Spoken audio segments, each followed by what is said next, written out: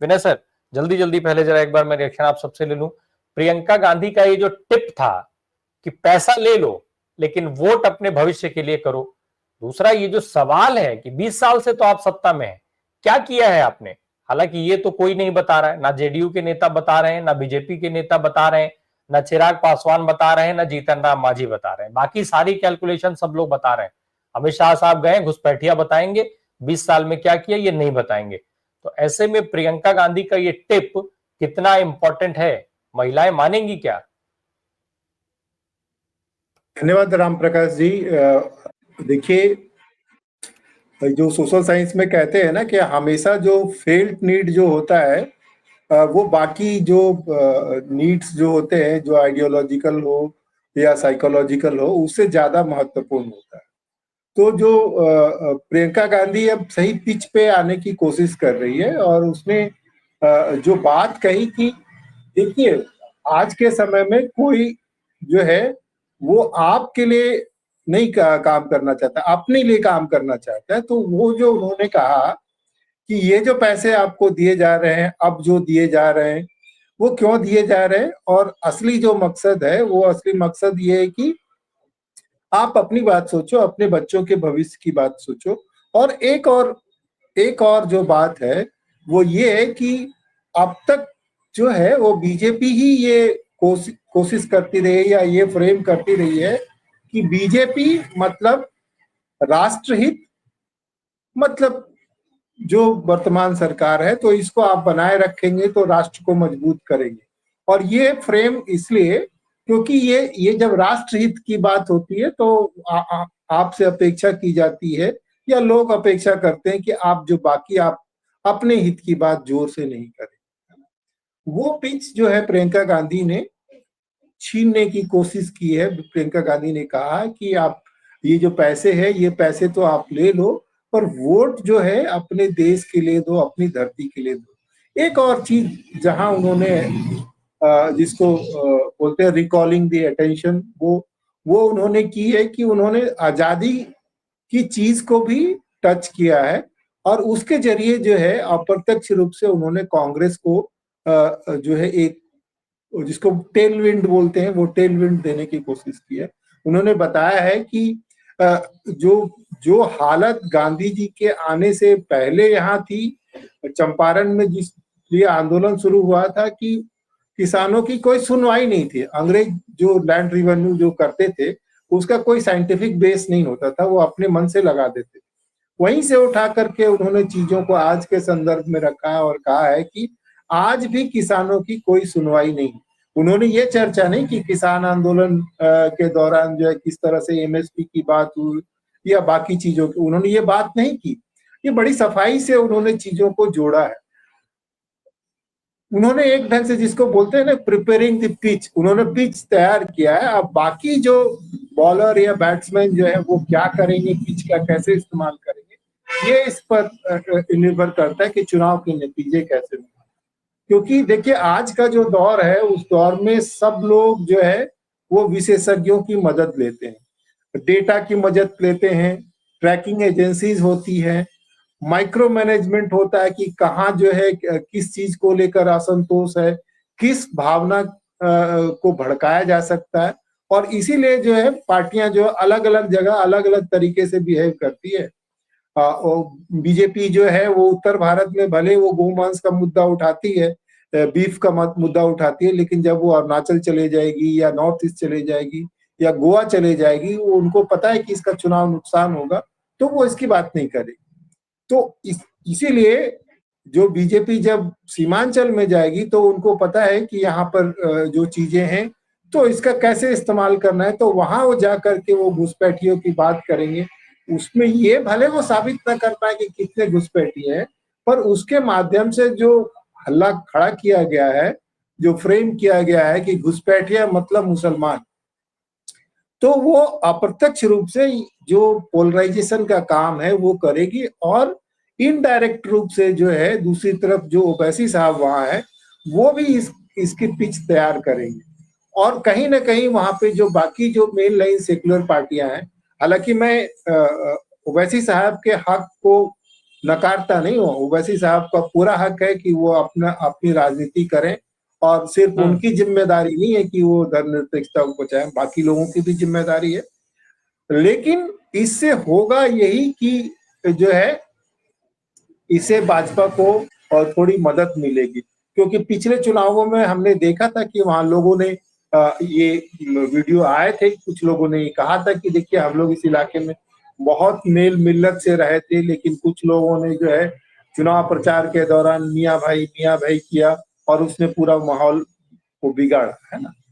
तो ये जो है सावधानी बरतने की जरूरत है। ये जो मैच जो अभी जो है ये एकदम जैसे 2020 का मैच है ना, कि हर बॉल के बाद जो है इक्वेशन चेंज होता है, तो उसी स्थिति में है।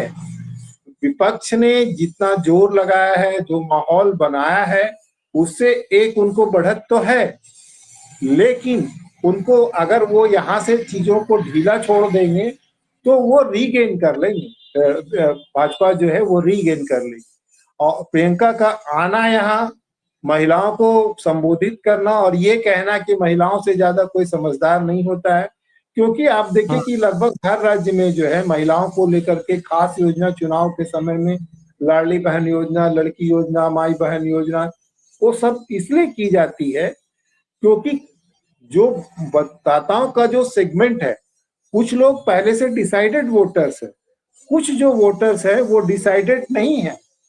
वो उनको उसमें एक बड़ा सेक्शन जो है महिलाओं का सबसे बड़ा चंक है, जिनके ऊपर आइडियोलॉजी से ज्यादा जो रोजमर्रा की चीजें जो होती है, जो परिवार का जो मसला होता है, जो घर के बजट का जो मसला होता है, उनके जेहन पे ज्यादा असर करता है और उनकी प्राथमिकताएं अलग होती है। तो ये जो है देखिए प्रियंका गांधी का अच्छा प्रयास है। देखिए इसको कितना आगे ले जा सकते हैं और कितने इसके नतीजे। राम प्रकाश। विनय सर, सूची का प्रकाशन अब सामने आकर के खड़ा हो गया है। वोट चोरी का मुद्दा नाम काटे जाने से लेकर के जोड़े जाने तक अब तक जो कुछ भी हुआ है, वोट चोरी का मुद्दा चुनाव में तो रहेगा, लेकिन जब मुद्दों की बातचीत शुरू होगी तो फिर कहीं ना कहीं वो पीछे चला जाएगा। ऐसे में इन सब चीजों के क्या कुछ मायने रह जाएंगे चुनाव आने तक, वोटिंग के दिन तक? राम प्रकाश जी, देखिए सिर्फ असंतोष होना पर्याप्त नहीं है।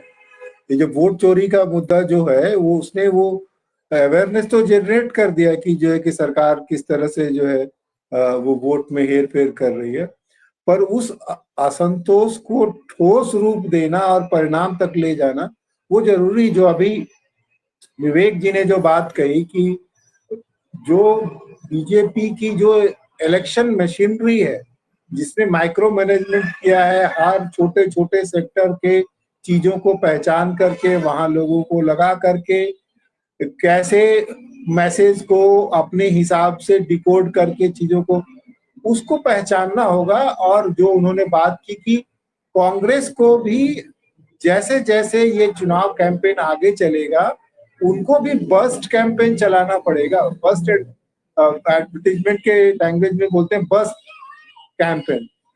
लेकिन उस बस्ट कैंपेन में सिर्फ फ्रीक्वेंसी से काम नहीं चलेगा, क्योंकि जो मीडिया जो है, मीडिया पे आपकी उपस्थिति जो है या आपका पक्ष जो है वो उतनी मजबूती से नहीं है।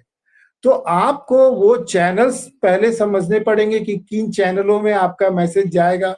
उस मैसेज को उस चैनल के हिसाब से आपको डिजाइन करना पड़ेगा। तो जितनी महत्वपूर्ण जो है वो फ्रीक्वेंसी है, उतनी ही महत्वपूर्ण बात जो है मैसेज है, कि मैसेज क्या है।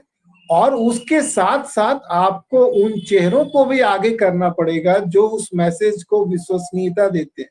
जैसे कांग्रेस इतनी शिद्दत के साथ जो अति पिछड़ा वर्ग, जो ईबीसी की जो बात उठाई है उन्होंने, उसमें जो एक बड़ा काम करना है वो ये है कि उनको समय रहते उस वर्ग से ऐसे चेहरों को पहचान करनी पड़ेगी जो इस मैसेज को विश्वसनीयता देंगे और उसकी पहुंच को बढ़ाएंगे।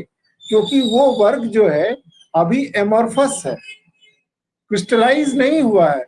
पूरा वर्ग जो है इकट्ठा एक तरह से नहीं सोचता है, उसमें जातियों का विभाजन है, उसमें वर्ग का विभाजन है, उसमें नेतृत्व बहुत उभर करके नहीं आया है। तो कांग्रेस ने मुद्दा तो सही उठाया, पर मैं ये बात लगातार कहता रहा हूं कि बिहार जो है, बिहार मोमेंटम तय करने वाला है।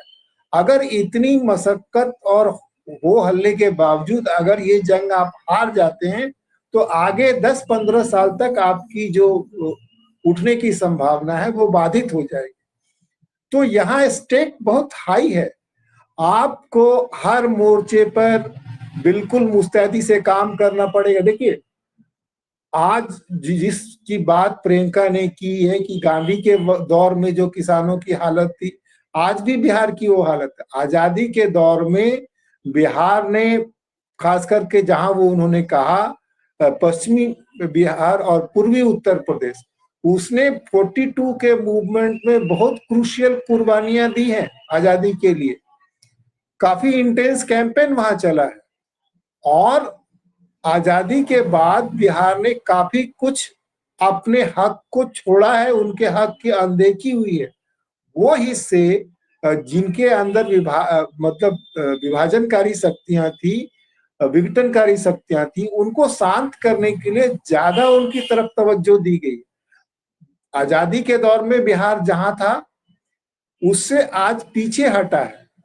तो जो ये जो हक की बात जो आज बिहार के जो नए मतदाताओं के मन में है, उसको आपको ठोस योजनाओं के माध्यम से समझाना पड़ेगा कि ये जो फॉल्ट लाइंस की राजनीति है, ये फॉल्ट लाइन की राजनीति को आप कैसे बंद करेंगे और कैसे उन मुकम्मल चेहरों को सामने लाएंगे जो आपके मैसेज को, आपके कैंपेन को विश्वसनीयता देने के साथ साथ वो गति देंगे जिसका असर मतदाताओं पर होगा। देखिए, भारतीय समाज में पैसे महत्वपूर्ण हैं, पर पैसे से जो सबसे ज्यादा महत्वपूर्ण बात है, जिसको प्रेमचंद ने गोदान में कहा है, वो है मर्यादा।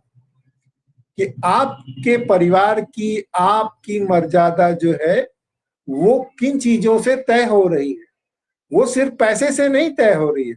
और यही ताकत जो सामाजिक न्याय के जो राजनीति है, उसके जो आंदोलन के लोग हैं, उन्होंने बहुत कुछ गवर्नेंस के मुद्दे पे डिलीवर नहीं करने के बावजूद उनकी जो ठोस राजनीति रही है, जिसको बीजेपी नहीं तोड़ पाई है, वो इसलिए रही है कि उन्होंने उनकी मर्यादा को, उनकी साख को बढ़ाया है। अब जो दौर है वो दौर आपकी मांग कर रहा है कि उसमें आप ऐड ऑन करें गवर्नेंस को और डिलीवरी को, और इसके लिए आपको कंटिन्यूअसली ठोस रणनीति पर, ठोस योजनाओं के माध्यम से सामने आना। राम प्रकाश।